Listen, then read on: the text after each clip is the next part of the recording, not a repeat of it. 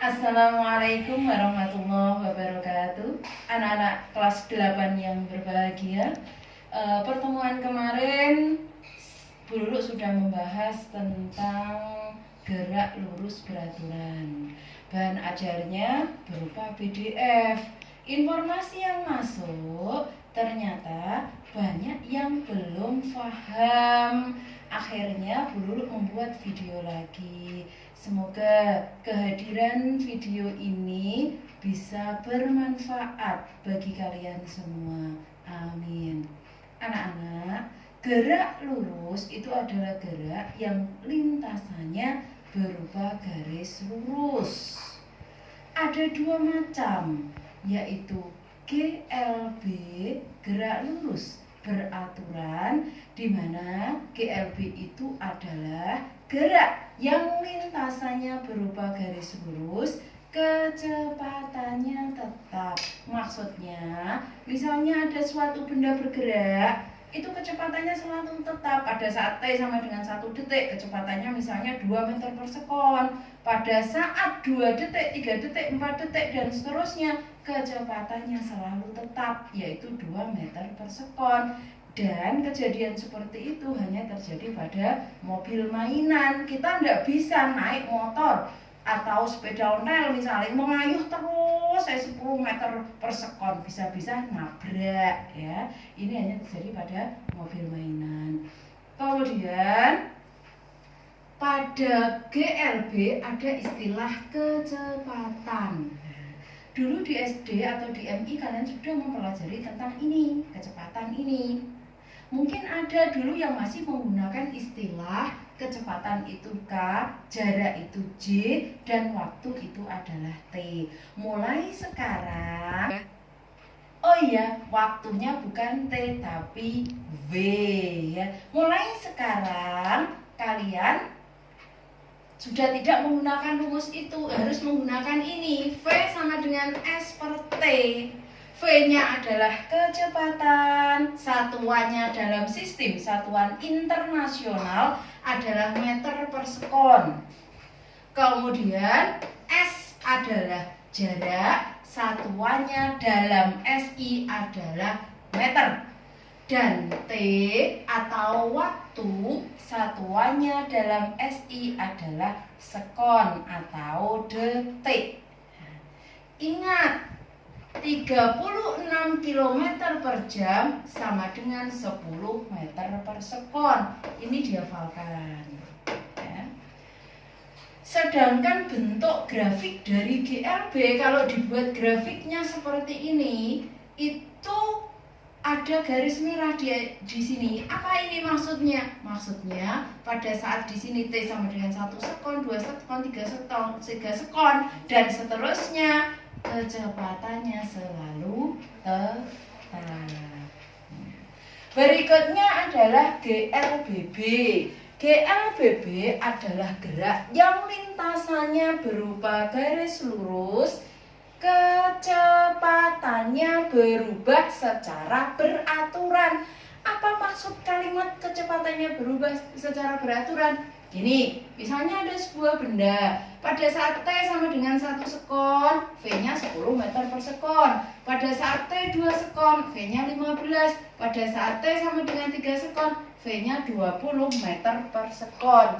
Maka selisihnya ini, kan selisih kecepatannya 5. Nah, 5 inilah yang disebut dengan percepatan. Ya, selisih kecepatan dibagi selisih waktu. Secara matematika, rumus dari percepatan A, lambang dari percepatan itu adalah A, sama dengan delta, tanda segitiga dibaca delta.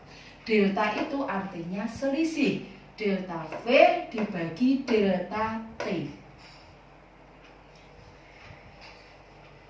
Kemudian selain percepatan ada perlambatan. Nek percepatan misalnya kalian naik motor dari pelan kemudian kalian gas. Nah, itu kan semakin cepat. Itu Kecepatannya berapa? Itu percepatan yang dihitung. Tetapi saat kalian naik motor dengan kecepatan yang tinggi, tiba-tiba ada teman kalian yang nyebrang, kalian pasti akan langsung mengerem. Itu terjadi perlambatan. Untuk menghitung percepatan dan perlambatan rumusnya sama. Bedanya adalah kalau percepatan itu positif hasilnya, sedangkan perlambatan hasilnya negatif. Kalau begitu, percepatan termasuk besaran vektor atau skalar kalau memiliki arah? Iya, betul. Percepatan termasuk besaran vektor. Berikutnya, GLBB dibagi menjadi dua, yaitu GLBB dipercepat dan GLBB diperlambat. Contohnya, misalnya buah mangga jatuh dari pohon. Nah, itu GLBB dipercepat, dari atas ke bawah kecepatannya akan semakin besar. Orang terjun dari lantai 10, itu juga GLBB dipercepat, tapi jangan dipraktekkan ya. Terus moro-moro terjun dari atas karena ingin praktek, jangan seperti itu. Ini hanya contoh. Bentuk grafiknya seperti ini sumbu Y dan ini sumbu X pada matematika. Semakin lama waktunya, kecepatannya juga semakin besar. Berikutnya GLBB diperlambat. Seperti tadi, pada saat kalian naik motor, tiba-tiba ada teman kalian yang nyebrang, kalian akan segera mengerem motor kalian. Lah, mengerem, mengurangi kecepatan, itu contoh GLBB diperlambat. Bentuk grafiknya seperti ini.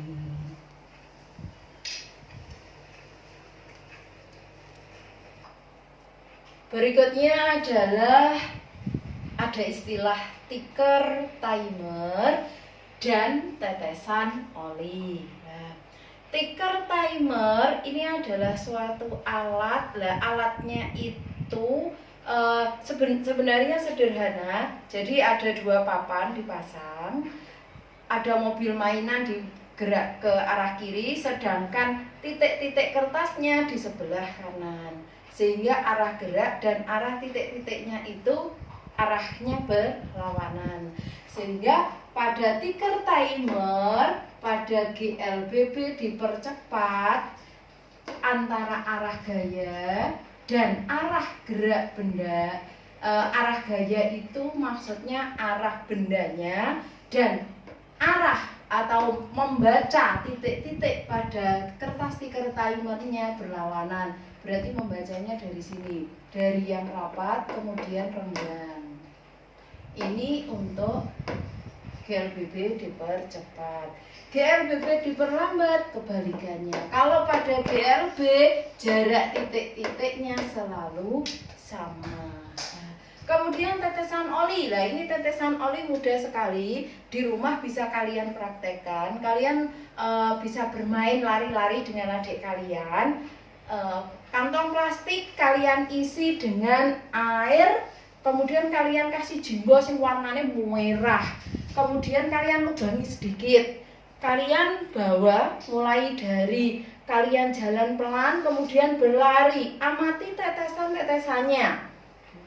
Untuk memudahkan memahami tetesan-tetesannya, itu jaraknya kalau kalian dari pelan ke cepat, itu tetesannya semakin jarang atau semakin rapat atau semakin jauh jarak satu tetesan dengan yang lain, itu memang lebih mudah mengamatinya kalau kalian berada di rumah ya. Tapi jangan lupa setelah mempraktekkan ini, rumahnya dibersihkan lagi biar dulu nggak dimarahi sama orang tua kalian ya.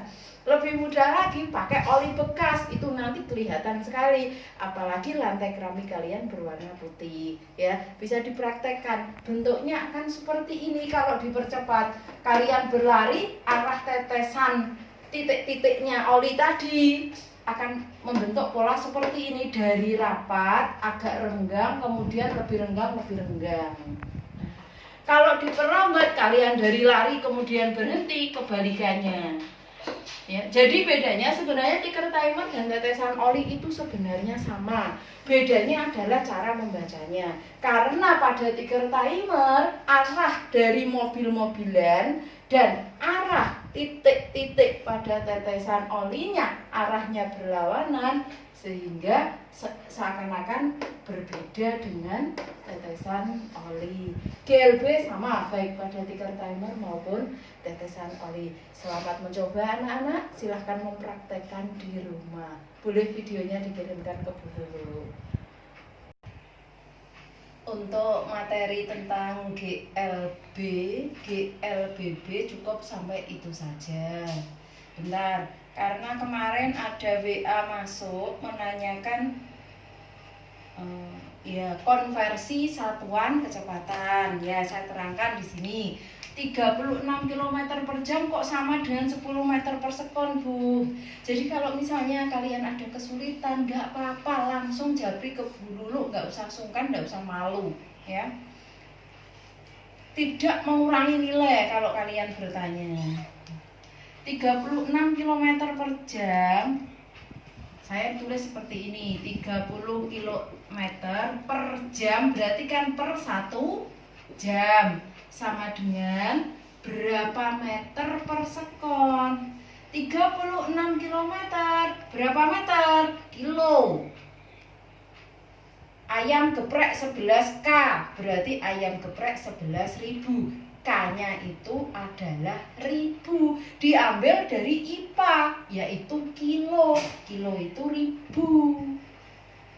36 kilo berarti 36.000.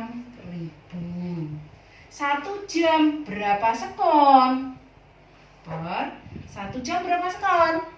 3.600. Sehingga menurut Pak Pijan ini bisa langsung dicoret. 3636 masih ada 01, bukan kok hasilnya 0, tapi 3.600 dibagi 3.600 berarti ini 1 sama 36.000 dibagi 3.600 berarti hasilnya 10 meter per sekon. Nah, karena ini adalah IPA, tidak mungkin saya menanyakan baik itu pada ulangan harian maupun PAT. Buktikan bahwa 36 km per jam sama dengan 10 meter per sekon. Tidak cukup kalian hafalkan bahwa 36 km per jam sama dengan 10 meter per sekon. Berarti kalau 54 km per jam, berapa meter per sekon? Kalau 36, 10, 54 itu berarti 36 ditambah 18, ya kan? 18 itu setengahnya 36, berarti setengahnya 10. Oh iya, berarti 10 ditambah 5, 15 meter per sekon. Kemudian 72 km per jam sama dengan berapa meter per sekon? 72 km per jam. Ini 36 berarti 2 kalinya. Kalau ini 10 berarti 20 meter per sekon. Sekian dari saya. Kalau ada yang masih belum paham, langsung tanya seperti teman kalian tadi melalui WA. Mudah-mudahan ada manfaatnya. Assalamualaikum warahmatullahi wabarakatuh.